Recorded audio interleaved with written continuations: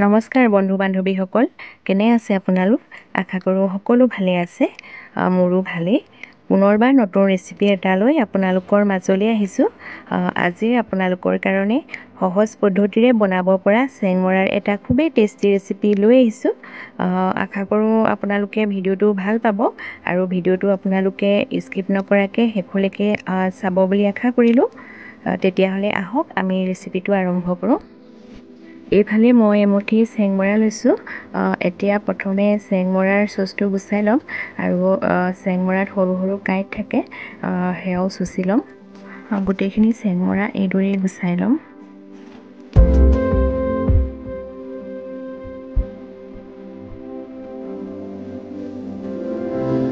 চেংমৰাখিনি গুচাই লৈ ভালদৰে ধুই এইদৰে মিহিকৈ কাটি ল'লোঁ আৰু এটা মিডিয়াম চাইজৰ আলু মিহিকৈ কাটি ল'লোঁ। লগতে বনাবৰ কাৰণে পিঁয়াজ, আদা, নহৰু পেষ্ট বনাই ল'লোঁ। তেজপাত দুখিলা লৈছোঁ আৰু মচুৰ দাইল অলপ লৈছোঁ। দাইলখিনি মই আগতীয়াকৈ তিয়াই ৰাখিছিলোঁ। চেংমৰা যিমান হয় সেই হিচাপত আপোনালোকে দাইলৰ পৰিমাণটো লৈ ল'ব। গেছত কেৰাহী এখন পাতি মিঠাতেল দি ল'লোঁ। এতিয়া তেল গৰম হ'বলৈ দিম। তেল গৰম হৈ আহিলত এতিয়া তেলতে আধা চামুচ পাঁচফোৰণ দি ল'লোঁ। লগতে তেজপাত দুখিলাও দি ল'লোঁ আৰু পিঁয়াজ, আদা, নহৰু পেষ্টখিনি দি ল'লোঁ। এবাৰ গোটেইখিনি ভালদৰে লৰাই লৈছোঁ। এতিয়া আধা চামুচ ধনিয়া পাউডাৰ দিছোঁ, আধা চামুচ গৰম মছলা দি লৈছোঁ আৰু আধা চামুচ মই কাশ্মীৰী লাল মিৰ্চ দিছোঁ। এতিয়া গোটেইখিনি ভালদৰে এবাৰ লৰাই লৈ কম জুইতে 3 মিনিটমান পিঁয়াজখিনি ৰঙচুৱা হোৱালৈকে সিজিবলৈ দিম। প্ৰায় 3 মিনিটমানৰ পাছত পিঁয়াজখিনি ৰঙচুৱা হৈ আহিলে আৰু মছলাখিনিৰ পৰা তেলখিনিও ছেপাৰেট হৈ গৈছে। এতিয়া কাটি লোৱা চেংমৰা আৰু আলু দি ল'লোঁ। এবাৰ গোটেইখিনি ভালদৰে লৰাই লৈছোঁ।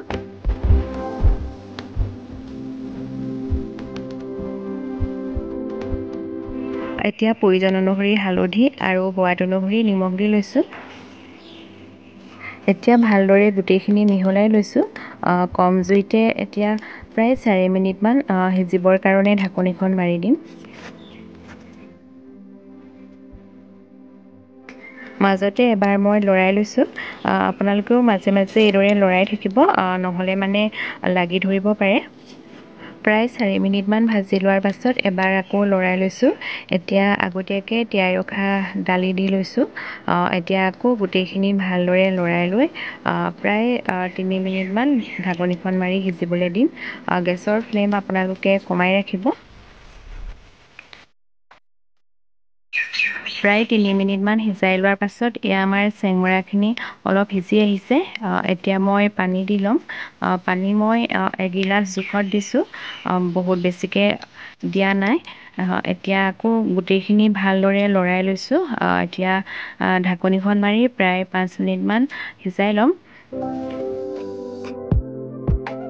প্ৰায় 5 মিনিটমান সিজাই লোৱাৰ পাছত এয়া আমাৰ টেষ্টি চেংমৰা শাকৰ তৰকাৰীখন ৰেডি হৈ গৈছে।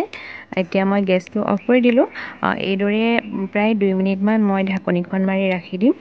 আৰু আমি সকলোৱে জানো চেংমৰা আমাৰ স্বাস্থ্যৰ কাৰণে কিমান উপকাৰী হয়।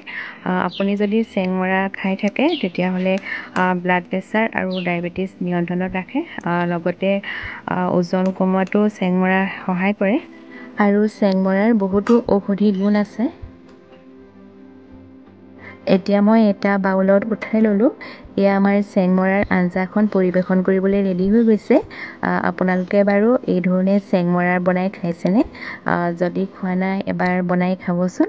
এইদৰে খাবলৈ বহুতেই ভাল লাগে আৰু আমি চেংমৰা বিভিন্ন ধৰণে বনাই খাব পাৰোঁ। মাছ বা মাংসৰ লগত খায়ো বহুতেই ভাল লাগে। আজিৰ এই ৰেচিপিটো চাই আপোনালোকে কেনেকুৱা পালে কমেণ্ট কৰি জনাব। লগতে লাইক আৰু শ্বেয়াৰ কৰি দিব। আৰু যিসকল বন্ধু বান্ধৱীয়ে মোৰ ভিডিঅ' আজি প্ৰথমবাৰৰ বাবে চাইছে, প্লিজ চেনেলটো ছাবস্ক্ৰাইব কৰি দিব আৰু কাষতে থকা বেল আইকনটো প্ৰেছ কৰি অল কৰি দিব। মোৰ ভিডিঅ' সম্পূৰ্ণকৈ চোৱাৰ বাবে ধন্যবাদ। পুনৰ নতুন ৰেচিপি এটা লৈ আপোনালোকৰ মাজলৈ আহিম। আজিলৈ বাই বাই।